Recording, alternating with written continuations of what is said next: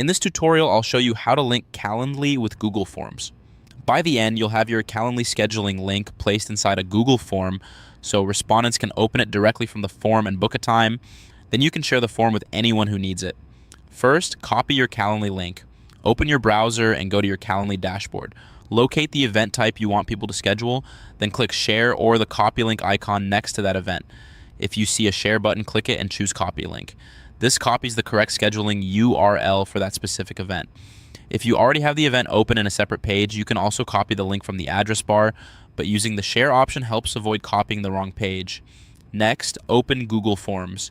In a new tab, go to forms.google.com and open the form you want to edit or click blank to create a new one. Give your form a clear title at the top so respondents know what it's for. Now, add a question or a section where you'll place the Calendly link. On the right-hand toolbar, click the plus icon to add a new question. Type a short, clear prompt such as schedule your time or book a meeting using the link below.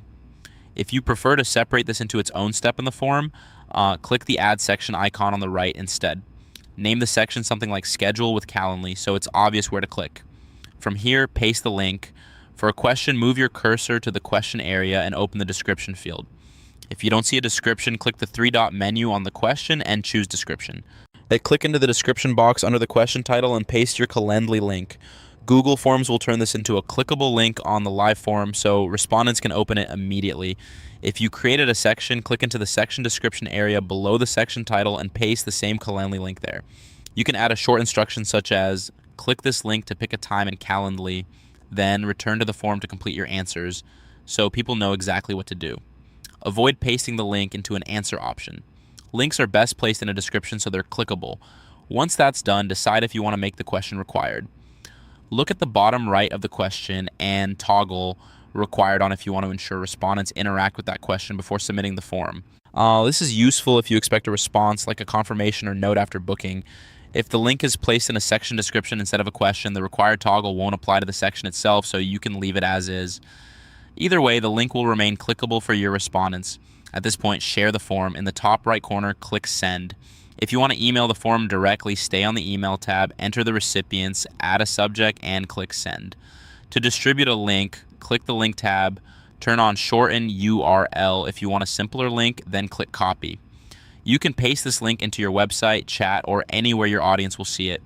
If you're sharing on social platforms or internal tools, paste the link there and confirm it opens the form. To double check the viewer experience, click the preview icon at the top and you'll see your Google form with the Calendly link visible in the question or section description. Clicking it should open your Calendly scheduling page in a new tab. Your Calendly link is now connected to your Google form and ready for respondents to use. They can open the form, click the link to book a time in Calendly, and then complete and submit their responses as you've set it up.